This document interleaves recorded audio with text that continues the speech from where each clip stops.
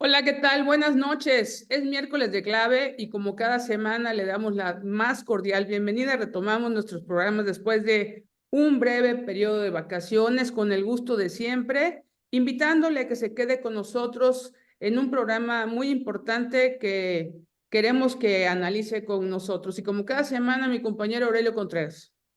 ¿Qué tal, Mónica Camarena? Muy buenas noches a nuestro auditorio. Estamos transmitiendo esta noche nuevamente en vivo, hoy miércoles 3 de abril de 2024. Pues como bien señala mi compañera Mónica Camarena, retomando después de un pequeño espacio vacacional. Y pues bueno, retomamos nuestros programas, además con el gusto de recibir esta noche a todo un personaje veracruzano, una reconocida académica veracruzana, la doctora Sara Ladrón de Guevara, quien, después de un importante periodo al frente de la rectoría de la Universidad Veracruzana, hoy ha decidido emprender una nueva carrera y pues de eso queremos platicar. Doctora Sara Ladrón de Guevara, bienvenida a La Clave. Muchas gracias, agradezco Mónica, Aurelio, por la invitación, por el espacio que me dan para platicar con ustedes. Debo decir que yo he visto algunas de las entrevistas que ustedes hacen con mucho interés. Muchas Creo gracias. que nos permiten conocer opiniones de personajes de nuestro territorio, ¿verdad? De nuestro Veracruz, en temas actuales, en temas políticos, en temas interesantes. Entonces me siento muy honrada de haber sido convidada a platicar esta noche con ustedes y aprecio al auditorio que ahora lo está viendo en vivo y que además durante la semana lo puede ver Así en su es. sitio web, así que eso multiplica las posibilidades de llegar a los hogares y al pensamiento de muchas y muchos que nos escuchen. Así es, y también por YouTube, Gracias. acuérdense, también ahí va a estar la entrevista con la doctora Sara Ladrón de Guevara, es rectora, y bueno, pues ahora me voy a referir como la candidata, y la primera pregunta es inevitable, doctora, ex rectora, ¿por qué después de esta carrera académica, de tu paso por la Universidad Veracruzana, pues que uno podría decir, bueno, pues Sara pues interviene tanto en el INA como investigadora, libros, es decir, tienes un cúmulo de trabajo intelectual académico. ¿Por qué incursionar como candidata ciudadana? Hay que decirlo, candidata ciudadana es porque tú no perteneces a ningún partido, vas por una alianza, entiendo así, pero vas a competir para ser senadora. ¿Por qué incursionar en este momento, en esta, pues podemos decirle aventura? Es correcto, es una candidatura ciudadana. Eso es muy importante para mí porque me parece que cuando uno forma parte como militante de un partido, tiene uno que también asumir una disciplina y aceptar lo que el partido decide ante cualquier toma de decisiones. Y para mí era muy importante mantener mi carácter, mi personalidad de ciudadana y en ese sentido seguir mis reflexiones y mi pensamiento y mi personalidad de académica, que esa ya es mi vida, mi forma de ser, ya he hecho toda mi vida en la academia. No busqué la candidatura al Senado de la República, no busqué ninguna candidatura, ¿no? Yo no estaba en ese tenor. Sí participando políticamente, porque creo que todos los ciudadanos participamos y yo estuve participando en presentaciones de libros. Me tocó presentar el de Marcelo Ebrard, que es una autobiografía y que hablaba de su propuesta, de su proyecto.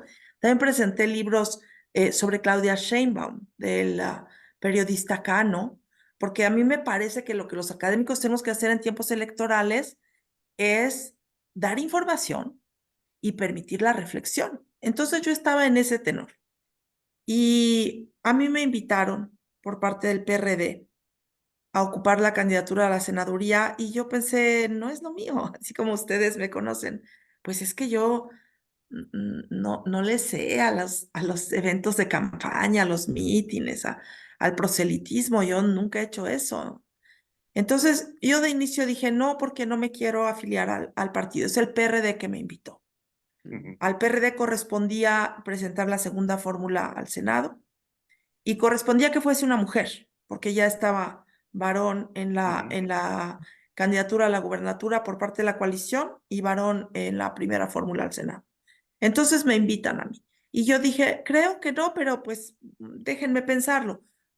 Porque una vez que me dijeron que no tenía yo que afiliarme al partido y que mi candidatura se mantendría como ciudadana, aunque apoyada por el PRD, presentada por el PRD y apoyada en la coalición por el PAN y el PRI y el PRD. Y yo estaba valorando mi situación y mis compromisos académicos que tengo y el placer que me da seguir investigando en la arqueología, que es lo mío, la arqueología particularmente de la Costa del Golfo, es decir, del territorio que ocupa el estado de Veracruz. Y en eso, en las noticias, yo veo al presidente de la República decir que iba a presentar una iniciativa para desaparecer los organismos autónomos. Y ustedes saben que yo he luchado por la autonomía, particularmente la autonomía de las universidades. Yo luché para defender la autonomía de la Universidad Veracruzana con todo lo que estaba en mí y apoyada por toda la comunidad. Y dije, ¿cómo que van a desaparecer los organismos autónomos? ¿Qué pasa con este país que se construyó con división de poderes? ¿Qué pasa con esta construcción que hicimos los mexicanos por la democracia? Y además con este plan del presidente de la República de que voten todo por Morena para que no haya ni una posibilidad de contradicción de mi propuesta, de mi proyecto. Y eso a mí de verdad me conmovió. Yo pensé, y me voy a quedar callada y voy a llorar una vez que desaparezcan los organismos autónomos. Debo decir que también las autonomías universitarias ahorita están en jaque, ¿eh? Yo lo veo en varias instituciones de educación superior. Y yo he sufrido con lo que ha pasado, por ejemplo, con el CIDE, con la desaparición de los fideicomisos para la investigación. Yo he sufrido con tomas de decisiones que se dan en el legislativo, que venían propuestas desde el ejecutivo, pero que el legislativo los pasó. Yo dije, es que me están ofreciendo y yo les voy a decir que no y luego voy a llorar al otro día. Y entonces eso me convenció. Entonces a mí me convenció el presidente Andrés Manuel López Obrador al decir que iba a Irónicamente. presentar una iniciativa para desaparecer todas las autonomías y al decir que está pidiendo el voto de todos los legisladores que quieren que se vote parejo, porque no quiere diversidad de pensamiento. Y yo no quiero un país que concentre el poder en una sola persona. Y eso me animó. Y luego, esta coalición también me parece muy interesante, porque son partidos con ideologías muy distintas. Entonces, si estos partidos lograron unirse, es que encontraron en qué podían estar de acuerdo. Y me parece que ese es el trabajo legislativo, porque somos diversos de pensamiento y cada uno tenemos opiniones distintas, pero en algunas cosas estamos de acuerdo. Y yo creo que esa ha sido la construcción de nuestro país. Entonces ya ahí me convencí y entonces acepté la invitación. Ya luego se tardaron en darme la constancia. Yo decía, yo creo que ya no fue seguro, ya se decidieron por alguien más y está bien. Yo no lo busqué de verdad. No me moví, no le puse zancadillas a nadie. No es lo que buscaba, pero es un gran honor ser senador de la República, es participar en el proceso legislativo en la Cámara Alta y es una representación de todo el estado de Veracruz. Los diputados representan distritos, pero los senadores representan al estado de Veracruz. Entonces, todas estas circunstancias me hicieron aceptar la invitación. Y desde luego es un reto para mí este tiempo de campaña. Yo sigo teniendo esta personalidad de académico y cuando hablo en público no hablo como los otros candidatos y todo mi respeto para lo que ellos hacen, pero es tan distinto el estilo, tan diferente como los académicos hacemos uso de la voz. Y yo quiero mantener mi personalidad. Sí trato de hablar con la gente y a dar más energía, pero definitivamente no voy a copiar a un modelo que no he construido. Yo quiero, si llego al Senado, seguir siendo esa académica que antes de tomar una decisión, porque también he estado en posiciones de toma de decisiones, que antes de tomar una decisión se informa, lee, reflexiona, escucha la diversidad de opiniones y toma una decisión. Y quiero darle voz a esa ciudadanía. Quiero ser, como candidata ciudadana, quiero ser voz de los ciudadanos, porque hay que decir una cosa, la legislación electoral en este país hace imposible que un ciudadano llegue a la boleta de votación por las reglas que están establecidas. Entonces, la única manera que un ciudadano, esos ciudadanos que salen a las calles a protestar cuando les dicen que van a desaparecer el INE o el INAI, esa ciudadanía difícilmente tiene representación así como ciudadanos, sin colores partidistas. Y eso es lo que reclaman en las calles. Entonces, pues ya, todas estas circunstancias me llevaron a decir, sí, voy a intentarlo y si el voto de Veracruz me favorece, voy a llegar al Senado con esta búsqueda de información, reflexión, diálogo y toma de decisión. Doctora, menciona usted que esta amenaza a las autonomías, amenaza desde el poder, y que además ha sido refrendada por la candidata oficial a la presidencia, que esta semana presentó ahí un bodrio de disque agencia federal anticorrupción para que sea el Ejecutivo el que se vigile a sí mismo. Pues esta amenaza a las autonomías incluye las autonomías universitarias. Definitivamente. Y quisiera preguntarle si tiene un diagnóstico, nos decía que las universidades la están pasando difícil, si tuviera un Sí. diagnóstico de cuál es esa situación en este momento particular con las instituciones de educación superior y la amenaza que hay pues a su autonomía de gestión, ¿no? Sí, yo debo decir que, como ustedes bien saben, yo trabajé al frente de la Universidad Veracruzana y yo logré 2 avances legislativos, así que fíjense cómo no estoy tan lejos de temas legislativos, Claro, aunque claro. nomás me piensan a mí por mis libros del Tajín y de Olmecas, pero cuando estaba yo en la rectoría, y no es nada fácil, logramos 2 modificaciones a la Constitución del Estado de Veracruz.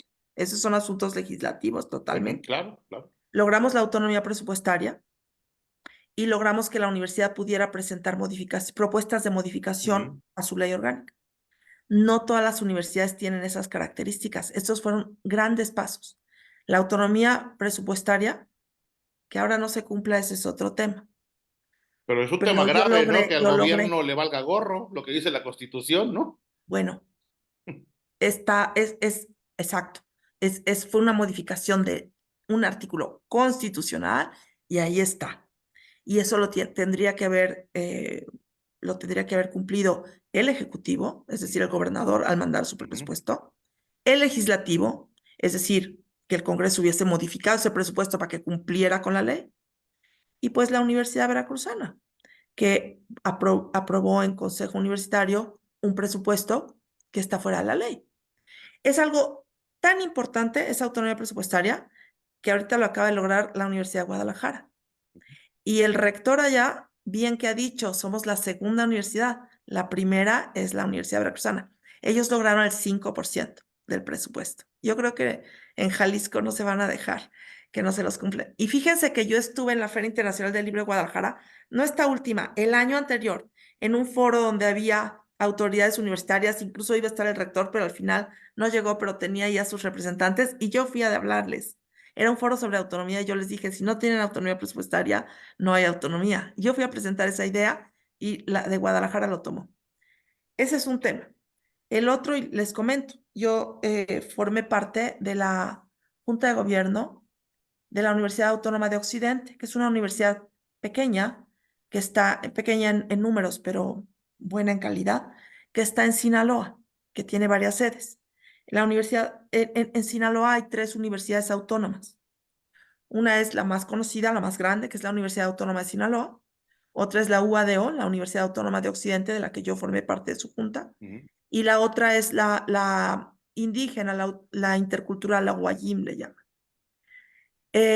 Ahora tienen un gobierno de Morena, tienen un gobernador de Morena, e hizo una ley del estado de Sinaloa para que fuera el Congreso el que hiciera las auscultaciones en la comunidad para las modificaciones de ley. Fíjense que en la Ley General de Educación Superior, esto es en el país, es una ley en la que yo también participé en la construcción, se estableció que para que una universidad, para que a una universidad, un congreso le cambie la ley, tiene que esta propuesta estar aprobada por su consejo universitario. Y en Sinaloa, el gobernador propuso y cambiaron una ley en el Congreso, que es el Congreso el que hace la auscultación y la consulta para hacer la propuesta. Y la hicieron. Y se dejaron. Y desaparecieron la Junta de Gobierno. Ahora va a ser por voto universal y todo eso, que también son formas democráticas y que podemos discutir cuál es la mejor y cuál es la peor, pero cuando haces que toda la comunidad tenga un voto y que todos los estudiantes tengan un voto, también pueden incidir en esa votación intereses ajenos a las universidades, y eso lo sabemos, y es una historia de muchas universidades. Entonces, esa Junta de Gobierno fue desaparecida y la modificación de la ley estuvo en manos del Congreso, y me parece una pérdida de autonomía. De hecho, la Universidad Autónoma de Sinaloa se amparó frente a esa ley y está amparada y a ellos no les pueden cambiar la ley, pero esta universidad optó por permitir que el Congreso y el gobernador incidieran en la autonomía universitaria. Es una flagrante pues embate a la autonomía, y a mí me parece que si bien es en Sinaloa y es un gobierno estatal, a mí me parece que es una consigna que vienen a buscar quitar autonomías de las universidades, que no les gusta que haya quien toma decisiones de manera autónoma y sin la injerencia del poder ejecutivo. Yo observo un gobierno al que podemos ver que tiene cosas buenas, pero yo observo un gobierno que centra todo el poder en una sola persona. Y eso no puede ser, no puede ser correcto. Ya hasta el Papa quitó su infalibilidad. A mí de niña me enseñaron que el Papa era infalible. Ya el Papa dijo que no es infalible. O sea, nadie puede ser que nunca se equivoque. Por eso se establecen organismos que signifiquen estos contrapesos. Por eso se busca la división de poderes. Y por eso yo quiero formar parte de un poder que es colegiado, que toma decisiones en conjunto, que se discuten y que va a revisar las modificaciones legislativas que provengan del Ejecutivo. A mí eso me convenció. Yo quiero seguir defendiendo las autonomías y seguir defendiendo la división de poderes. Muy bien, rectora, doctora, pues hay una agenda impresionante de llegar usted al Senado con su fórmula en un tema importantísimo como candidatura ciudadana. Vuelvo a repetir, porque usted no pertenece a ningún partido. Hay una agenda importantísima. Todo mundo va a enfocar sus baterías si Sara Ladrón de Guevara llega al Senado, pues en el tema académico, científico, cultural. Pero las mujeres traen una urgencia y una exigencia importantísima para que Sí, la tomen en cuenta. Y hay una lista enorme de pendientes, por cierto, en el Senado. Por ejemplo, hay temas como la ley de cuidados, que sí, busca fortalecer las acciones para garantizar la igualdad en la vida de las mujeres. Bueno, infinidad de situaciones, una agenda la grande. informalidad, por ejemplo, ya comprobada que de 8 de cada 10 negocios liderados por mujeres, bueno, pues están en la informalidad, o sea, es una situación ya como de urgencia, y bueno, esto sin poner antes que nada la violencia, los feminicidios, toda la inseguridad que viven las mujeres hoy en día en México, que esto creo que tiene que ser prioritario en una agenda ciudadana en el Senado. Coincido totalmente, Mónica. Yo, en efecto, he trabajado en la educación y en la cultura. Son los ámbitos en los que me he desempeñado y tengo críticas fuertes a lo que está ocurriendo en la educación, donde no hubo un proyecto en este sexenio. Tuvimos 3 secretarios de educación que no tuvieron un proyecto educativo. También soy muy crítica en los asuntos culturales. La Secretaría de Cultura tiene un INA, un Instituto Nacional de Antropología e Historia, que está devastado, que está muy disminuido, y un Instituto Nacional de Bellas Artes también con muchas carencias, con un solo proyecto, el de Los Pinos, y sin una atención a las artes que solía tener el Instituto Nacional de Bellas Artes. Entonces, en esos temas, educación y cultura, me he desarrollado mucho. Pero yo soy mujer y con esta empatía que tenemos las mujeres y con esta conciencia que nos da nuestras carencias, yo le he trabajado mucho al tema de género. Yo procuré en la Rectoría de la Universidad Veracruzana avanzar en los asuntos de género y de hecho me tocó la creación, porque no existía, de una coordinación de género. Había un centro de investigación, pero no es lo mismo investigar que hacer políticas para mejorar. Entonces, hicimos una coordinación de género que hizo políticas, que logró hasta tener un protocolo para casos de acoso y hostigamiento. Las jóvenes no estuvieron satisfechas con lo que hicimos y tienen toda la razón. Le avanzamos un poquito, pero no solucionamos. Y esa es una situación cultural que se da en los ámbitos profesionales, en los ámbitos, en las instituciones educativas, se da también en nuestras casas. Entonces, sí, la agenda de género yo la traigo. Y por supuesto, por las mujeres, porque sé lo que es ser mujer en este país y en este estado. Yo lo sé.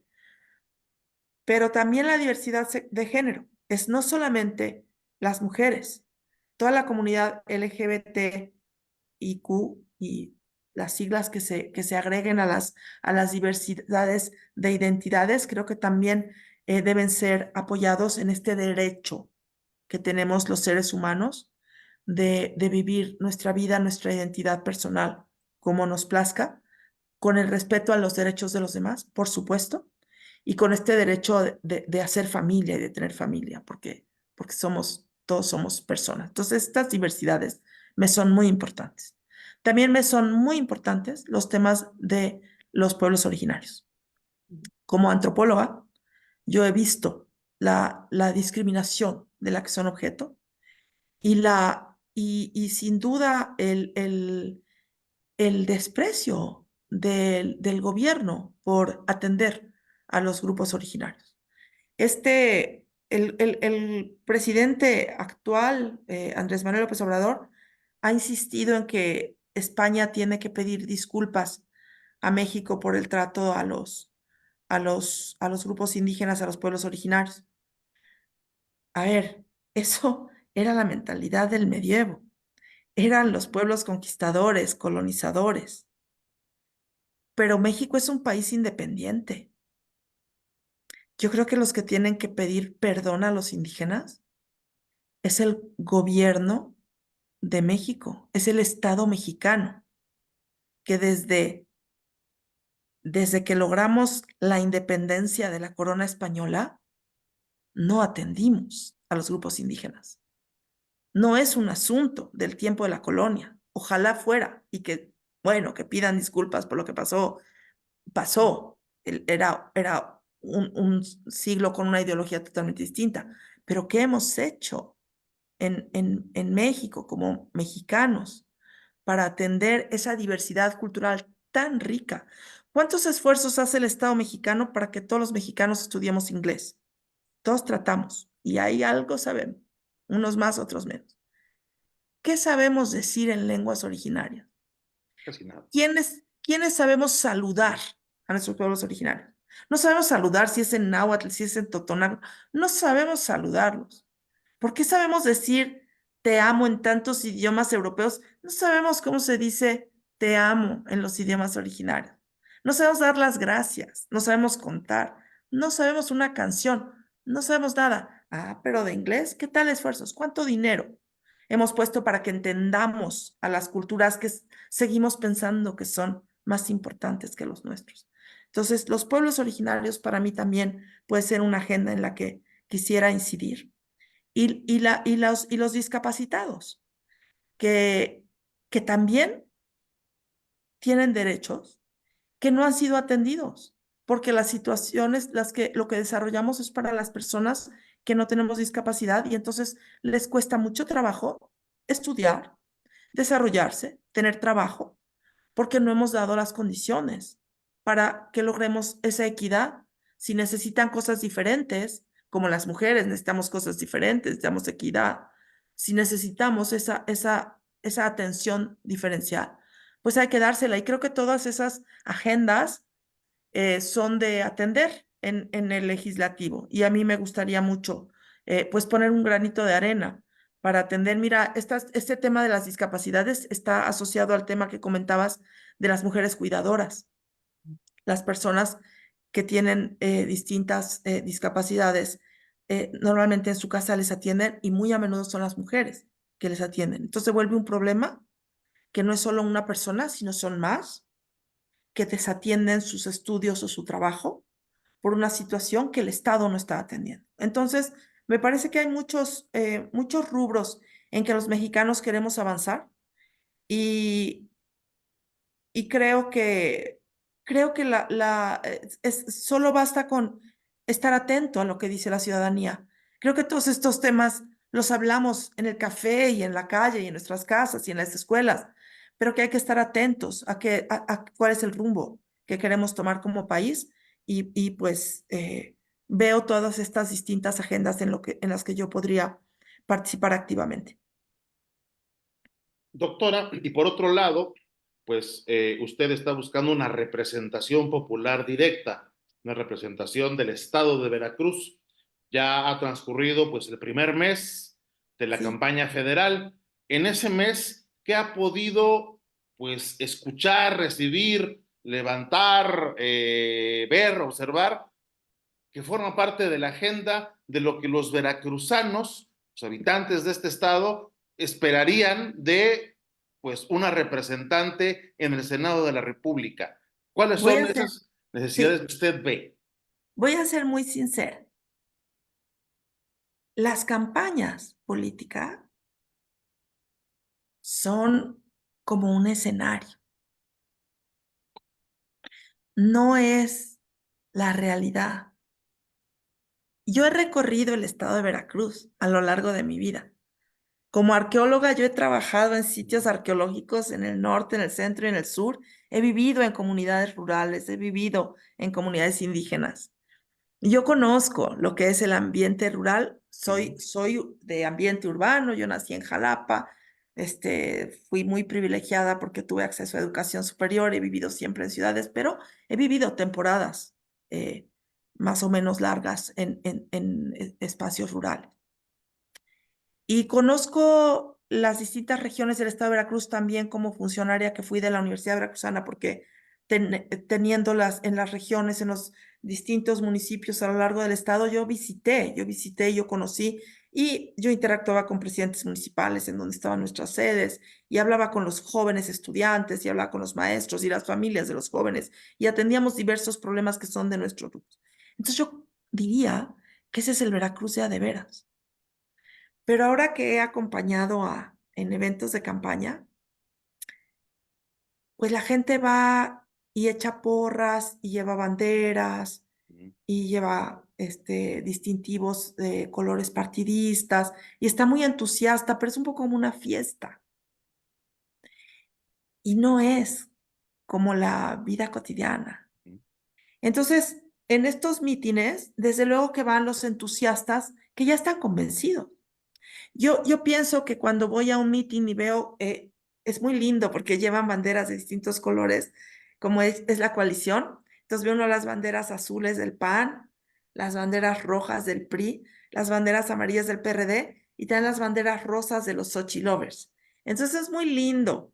Y echan porras y todo, y se toman fotos y buscan una foto con el candidato o la candidata. Yo he ido mucho a mítines con Miguel Ángel Yunes Márquez, que es la primera fórmula para el Senado en esta coalición. Y la gente quiere tocarnos ¿no? Es todo estos escenarios. Yo creo que estas personas que vienen voluntariamente y que se sacan fotos con la bandera o con la camiseta o la cachucha, ya están convencidos que van a votar por ese partido. Y si fueron acarreados, ya están seguros que no van a votar por ese partido. O sea, yo no estoy segura de que estos escenarios de campaña signifiquen la procuración de voto. Yo me pregunto si no es más la reflexión y el pensamiento y lo que los líderes de opinión nos puedan decir. Por eso yo he priorizado medios de comunicación, porque en esos eventos sí son muy emotivos, pero poco puede uno decir en estos escenarios. En Poco cambio, se puede cuando hay... cambiar, ¿no?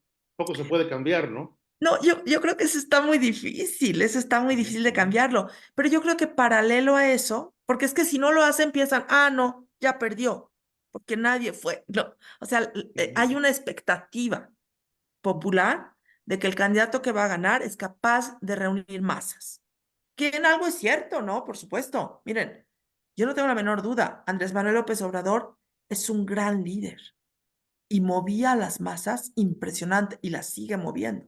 Es algo impresionante. Y entonces hay esta idea, el líder puede mover masas y entonces hay que hacer estos. Pero yo me pregunto si no los votos se consiguen más cuando la gente piensa que puede encontrar un mejor camino, ya sea con el que está convencido o con el cambio. Y que eso se da mucho, desde luego, por los medios de comunicación.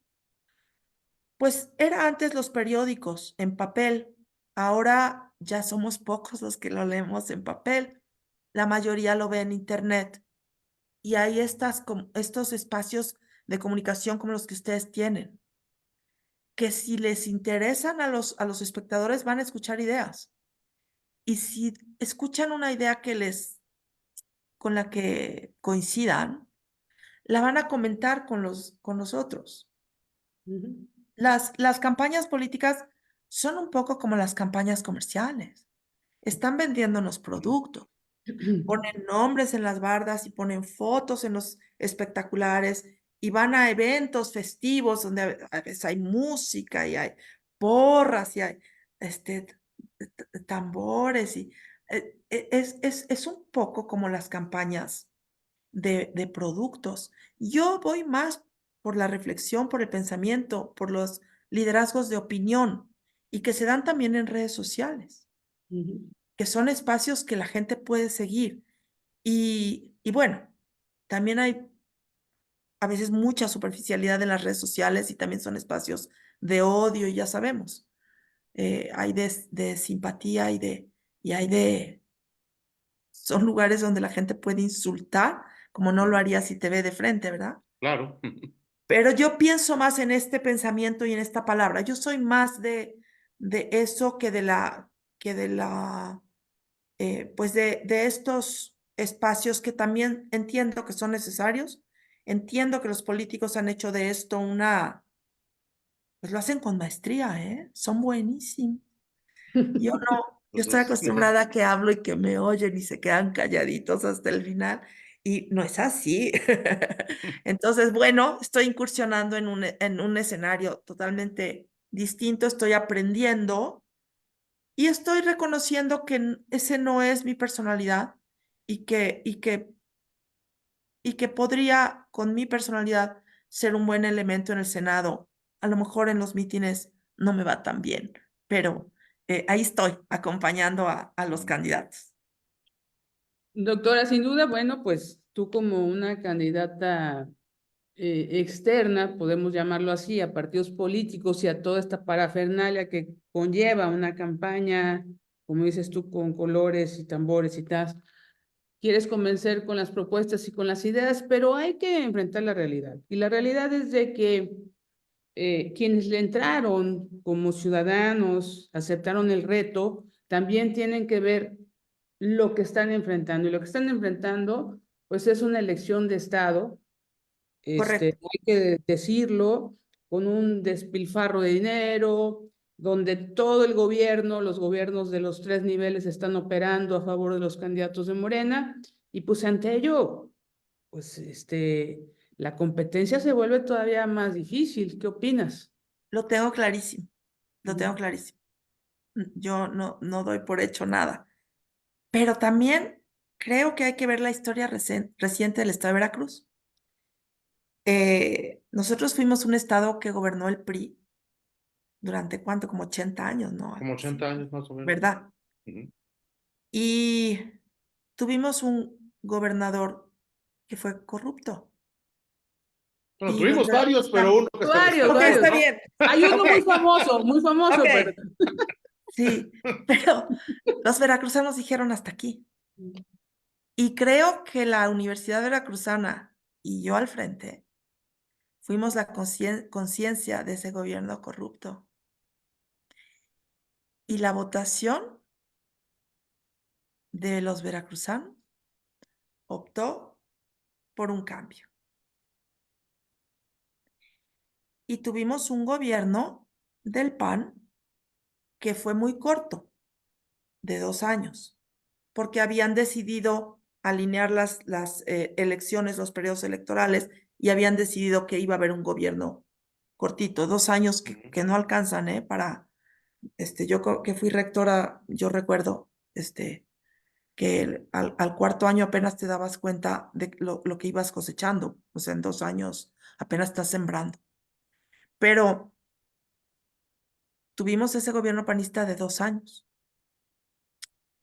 Y al siguiente, los veracruzanos votaron por un cambio y votaron por Morena.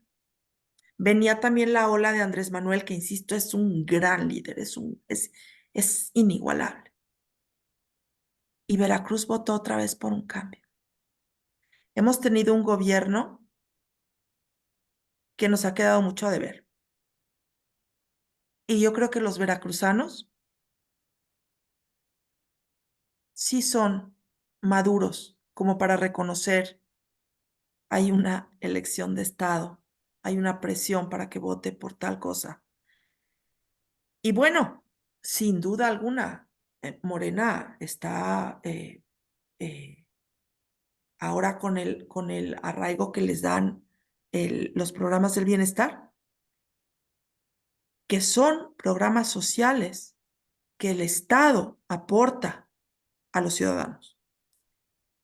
Yo viví en Francia porque yo hice mi maestría allá y hay muy buenos programas sociales, muy buenos, para madres solteras, para familias numerosas, para desempleados, para distintos programas sociales. Nadie piensa, nadie, que el presidente de la República les dio ese dinero. Todos los franceses están convencidos de que la República Francesa, que el Estado, les da para enfrentar las dificultades que tienen por distintas circunstancias y que han sido reconocidas legislativamente. Pero en este país, hoy por hoy, han logrado que se identifique la tarjeta del bienestar con la figura del presidente. Y eso es absolutamente incorrecto, porque el recurso es de los mexicanos, es de nuestros impuestos. Qué bueno que se reparta, qué bueno que llegue a los necesitados, qué bueno que tengamos esta base de personas apoyadas y que además hace que se mueva el dinero, que tenemos una economía que mejora si hay dinero que está eh, fluyendo Circulando. constantemente, sí, que está circulando, pero qué mal que nos hayan hecho pensar que el dinero se los da el presidente, que el dinero se los da Morena. Esto no es así. Y eso ha sido esa insistencia ahorita de los candidatos de la coalición, lo dijo Pepe Yunes en su registro ante el OPLE, y lo dijo la candidata a la presidencia por la coalición, Xóchitl Gálvez, también dijo que el INE debería decirlo. Yo no sé si el INE o el OPLE, o quizá no les corresponda por ser organismos electorales, pero sí deberíamos de hacer esa conciencia.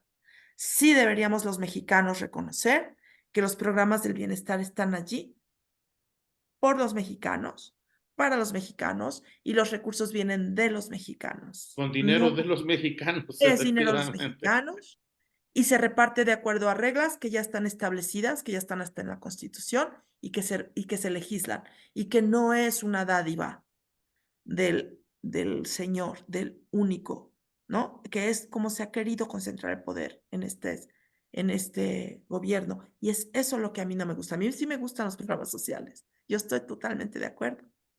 Lo que no me gusta es que se identifique como dádiva de un señor y que ese señor asuma todo el poder. Por eso creo que debe haber un legislativo fuerte, un legislativo en donde haya diversidad de voces y donde se tomen las mejores decisiones. Y estoy consciente, esto es real, una buena parte de la población mexicana cree que es Morena y cree que es el presidente que les dio ese dinero y va a dar su voto a esa opción. Y también es respetable porque al final es la ciudadanía que decide. Por eso yo sí creo que hay que ser respetuoso de todos los candidatos, no nomás de los que están con uno. Y esos son estilos, porque también veo a candidatos que la forma como hacen una campaña es pegándole al de enfrente. Ujú. Yo no creo que debe ser así, yo creo que hay que ver cuál es la parte buena y cuál es la parte mala de cada uno, porque todos lo tenemos. Y, y en eso, pues quizás sí soy una candidata muy atípica, pero pues aquí estoy y a ver qué dice el pueblo veracruzano el 2 de junio.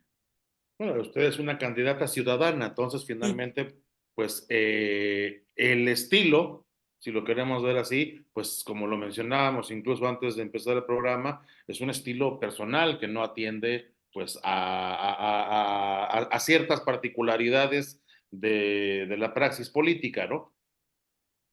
Mencionó usted, doctora, un hecho que fue muy trascendente en la vida del estado de Veracruz. En 2016, si no me recuerdo que fue ese mismo año, usted encabezó la demanda de la Universidad Veracruzana para que le fueran restituidos los recursos sí, que aquel infame gobierno, el de sí, Javier Duarte, hay que decirlo con todas sus letras, que no se nos olvide, Javier Duarte, que no defiende desde la cárcel a algunos candidatos, Javier, este gobierno que se negaba a pagar, así usted, fue. usted encabezó ese movimiento que, como Sí, usted señala, fue el parteaguas, fue una especie de despertar de la sociedad veracruzana respecto de las muchas atrocidades que estaban pasando en Veracruz en ese así es. momento y que llevaron a la primera alternancia en el poder en Veracruz en 80 años. Así fue.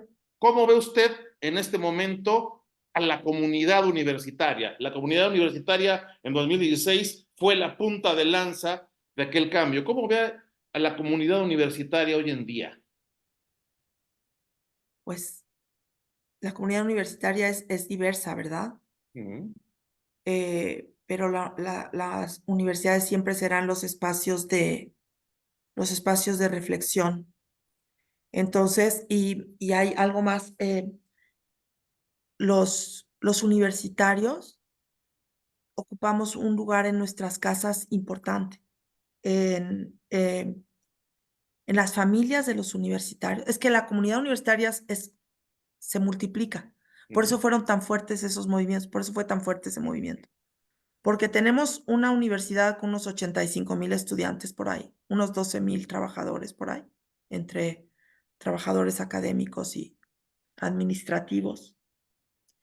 Y cada uno de ellos tiene familia. Y yo creo que ustedes están de acuerdo conmigo que las familias tenemos en un lugar especial a nuestros universitarios. Y no estoy hablando de las autoridades universitarias, no. No estoy hablando de los maestros, ¿eh? Estoy hablando de cada estudiante. En nuestro estado, la mayoría de nuestros estudiantes son primera generación en la universidad. Sus padres y sus abuelos no estudiaron educación superior. La mayoría son primera generación. Y eso significa que en sus casas les tienen un especial aprecio y les tienen un respeto a lo que piensan. Por eso resulta que los universitarios son líderes de opinión en nuestra sociedad. Y yo pienso que los universitarios, yo quiero pensar que los universitarios sí reflexionan su voto, que a los universitarios no les puedes decir por quién votar. Y yo fui muy cuidadosa mientras estuve en la rectoría de no apoyar a un partido en particular o a un candidato en particular. Y establecimos mecanismos, no sé si se acuerdan de un programa fantástico que teníamos que se llamaba Voto Informado. ¿Cómo Lo no? hicimos junto con la UNAM. Ya existía en la UNAM y yo vi eso, invité al Centro de Estudios de Opinión a que se sumaran a eso. Y entonces era una plataforma por internet en donde le dábamos el mismo cuestionario a los candidatos para que nos lo contestaran y nos dijeran su opinión.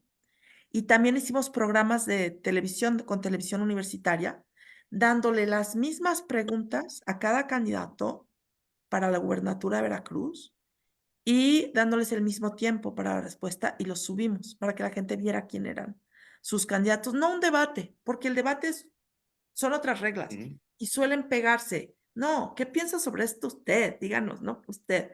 Y entonces eso fue muy bonito, porque lo que yo procuraba en la rectoría de la Universidad Veracruzana es eso, un voto informado. Yo quiero pensar que los universitarios votan de manera informada y no como productos comerciales, como decía yo hace rato. Y que eso tiene un efecto también en las familias veracruzanas. Yo quiero pensar que vamos a tener una votación en que las veracruzanas y los veracruzanos sí decidan y que piensen en lo que quieren como gobierno, eh, lo que hemos estado viviendo en los últimos años, en los años recientes, o un cambio. Y yo al respecto sí les podría comentar también con respecto a este cambio y este año 2016 fatídico en donde yo viví enfrentarme al poder y ya ven que sí he hecho política, no Sí, solamente claro. soy académica. Bueno, ya ven que ya se acordaron que sí. Sí, claro. Fíjense que yo acudí a muchos apoyos. Yo busqué en el Poder Ejecutivo, en la Federación, en la Secretaría de Educación. Yo hasta le entregué una carta al presidente en su mano. Yo busqué al Ejecutivo, busqué al Legislativo también. Yo acudí a la Cámara de Diputados y a la Cámara de Senadores en el Congreso de la Unión, no aquí en Veracruz, porque la legislatura estaba totalmente controlada por el gobernador. Antes de hacer denuncias, es decir, acudir al Poder Judicial, yo acudí al Legislativo. Y todo esto antes de hacer manifestaciones en la calle. Y en el Senado de la República, yo me encontré con algunos aliados. Uno fue Juan Carlos Romero Hicks, que presidía la Comisión de Educación, que fue rector de Guanajuato. Y otro senador, a quien yo nunca había tratado y que me apoyó decididamente, fue Pepe Yunes. Él presidía la Comisión de Hacienda y tuvimos una reunión conjunta de la Comisión de Educación y la Comisión de Hacienda y sacamos un punto de acuerdo del Senado para exhortar al gobernador a pagarle a la Universidad Veracruzana y sacamos un acuerdo de que debía reformarse la Ley General de Educación Superior, en la que después las universidades estuvimos trabajando y eso se logró. Entonces, yo veo en Pepe Yunes a alguien que está del lado de la justicia, que está del lado de lo correcto y que nos apoyó a pesar de que siendo senador del PRI, estaba enfrentando a un gobernador del PRI. Y yo fui a buscarlo como rectora sin ningún partido detrás de mí, sino buscando el derecho de los universitarios y la falta de cumplimiento del gobierno de Veracruz para la universidad. Y Pepe Yunes me apoyó. Yo ahí traté a Pepe Yunes y luego lo he visto un par de veces. No les voy a decir, uy, mi cuatito, no. Pero conozco que es una persona que sabe para qué sirve el poder. Que cuando uno está en el ejercicio del poder, ya sea el legislativo o el ejecutivo, lo utiliza para lo que corresponde a derecho. para el Estado de Derecho. Y la Universidad Veracruzana tenía derecho a ese recurso porque era su presupuesto. No estábamos pidiendo dádivas. No estaba yo pidiendo un aumento presupuestal. Era el dinero de la universidad. Entonces, mi reconocimiento para el candidato que tenemos al gobierno del Estado de Veracruz, que es un veracruzano que ha usado los espacios que ha ganado como político que es para un buen gobierno y para un Estado de Derecho. Entonces, yo sí creo que los veracruzanos pueden reconocer eso en estas candidaturas y yo espero que el voto en ese sentido favorezca a la coalición. Y pues, pero, pero veo la situación, el escenario en el que estamos, que además es con una fuerza federal muy, muy fuerte y con una fuerza estatal muy, muy fuerte. Y, pero la decisión está en las veracruzanas y los veracruzanos. Espero que haya un voto informado, un voto razonado y un voto que busque unas mejores condiciones para nuestro país y para nuestro estado.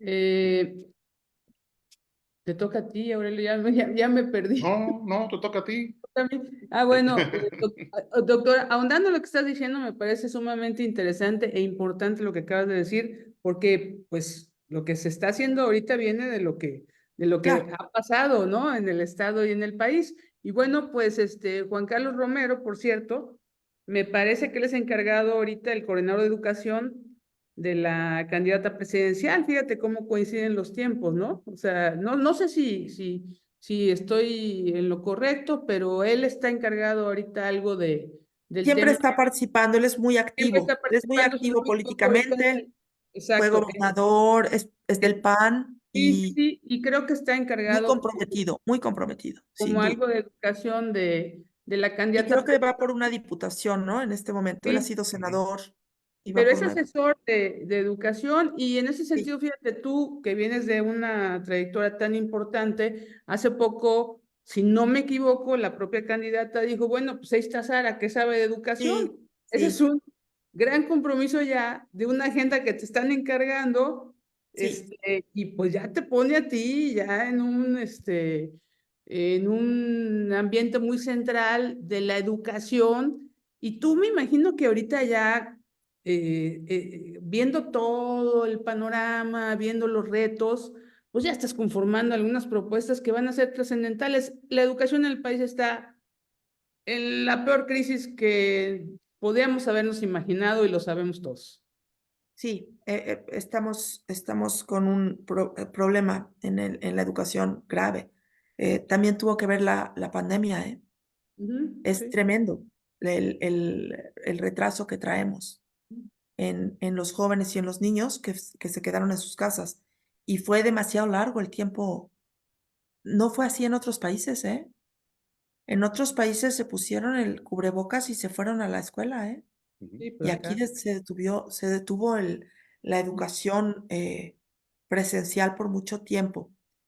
Y en las universidades pudimos tener sistemas por internet, pero tampoco estaba fácil porque los jóvenes no necesariamente tenían buen internet y no todas no todo, o sea, el conocimiento se puede transmitir muy bien aquí, ahorita estamos platicando sin ningún problema, pero si se tratara de cuestiones técnicas, de habilidades, Ujú.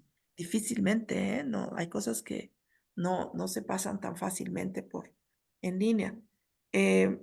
Sí, México está sufriendo y las muestras están en las pruebas, ¿no? En las pruebas estandarizadas que muestran un decaimiento. Y creo que hay que atender la educación y desde luego es un asunto de cantidad, es decir, que haya acceso a la educación, pero creo que más que eso es un asunto de calidad.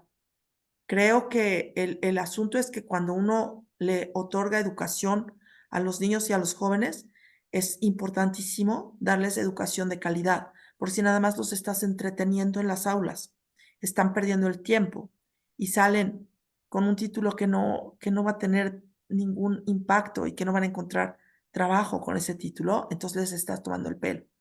Si ustedes recuerdan, cuando yo estuve al frente de la universidad, en lo que yo trabajé fue en la calidad, en que pudiésemos acreditar los programas y que tuviéramos toda la matrícula, todos los programas educativos acreditados. Y eso le da como una garantía de calidad al joven que sale con un título de la Universidad Veracruzana, que el empleador va a reconocer. Es muy importante que las instituciones educativas puedan demostrar su calidad para que los que forman parte, los estudiantes que reciben esa educación, puedan demostrar esa calidad y se vuelve un círculo virtuoso, ¿no? De este tiempo que se dedica a la educación y de este joven que va a retribuir con su trabajo de calidad posteriormente. Entonces, sí hay que trabajar fuertemente en la calidad educativa porque no es suficiente con abrir espacios. No es suficiente con las universidades que se abrieron del bienestar, las Benito Juárez. Abrieron un número de espacios, pero no hicieron ya no digamos la infraestructura, los edificios, pero ni los maestros de tiempo completo, ni los académicos, ni los planes de estudio. Entonces, estás ahí recibiendo a jóvenes que van a pasarse otros 4 años sin ser productivos para sus familias y para su propia vida, y que van a acabar con un título que difícilmente el empleador va a reconocer como bueno. Entonces, es una toma de pelo. Lo que hay que hacer es procurar la buena calidad en las instituciones educativas. Creo que México lo ha hecho muy bien en las universidades. La educación superior en México, la mejor es la educación pública. Hay honrosas excepciones en universidades privadas, pero las mejores son las autónomas, ¿eh? En educación básica no. En educación básica tenemos una situación en que las escuelas privadas dan una mejor educación que las escuelas públicas. Eso tenemos que revertirlo. Tenemos que lograr que la educación obligatoria, la, la pública, la que el Estado otorga a las y los ciudadanos, sea de calidad. Pero si no, les estamos tomando el pelo. Y sí que se puede. Miren las universidades. O sea, de verdad, en cada estado, su universidad autónoma es la mejor opción. Y la UNAM sigue siendo la primera de nuestras universidades. Sigue siendo en los rankings siempre la primera. O sea, las instituciones de educación superior públicas en México, las mejores, son las públicas. Tenemos que trabajar para que la educación obligatoria, desde el kinder hasta la preparatoria, tengan calidad, esa que se otorga gratuita, esa que se le da como derecho, porque la educación es eso, es un derecho. Y los jóvenes, si quieren estudiar educación superior, deben tener el acceso a educación superior, si eso quieren. Si quieren una carrera técnica, eso también está bien. Si quieren el grado que quieran obtener, que tengan acceso, cumpliendo con todos los requisitos, pero que lo hagan con calidad. No se trata nada más de darles un grado y luego que no tienen los conocimientos ni las habilidades para demostrar sus competencias, ¿no? Doctora, tenemos varios comentarios aquí del público. Perdón, felicitaciones. Gracias. Pues planteamiento, nos dice Adán Hilario. Muchas gracias por su preocupación. Sabemos que desde el Senado hará un gran trabajo. Omar Hernández dice, el magisterio que piensa, analiza, prefiere votar por una figura como la doctora Sara que por gente que no Gracias. aporta nada a la sociedad. Nos manda saludos Frida Mazzotti. Saludos. Maga Lunar Blanca dice, los programas sociales son ajenos a los partidos políticos. Desafortunadamente la gente no lo sabe. De acuerdo. Nos dice Jesper Lasca, muchas gracias por compartir un espacio para conocer a la candidata doctora Ladrón de Guevara, muy acertados los comentarios. Y nos Gracias. plantea aquí Tete Vázquez, ¿qué más se necesita para realizar, qué más se necesita realizar para que la ciudadanía se involucre más en el proceso electoral? Que creo que es la Wow. clave del asunto Qué en buena una pregunta, elección ¿verdad? como esta, ¿no? Qué buena pregunta. Yo convocaría a los jóvenes. Yo convocaría a los jóvenes porque las jóvenes y los jóvenes, fíjense que son ellos que van a decidir quién quiénes van a ser nuestros gobernantes, ¿eh? Ujú. El padrón electoral, la base es los jóvenes.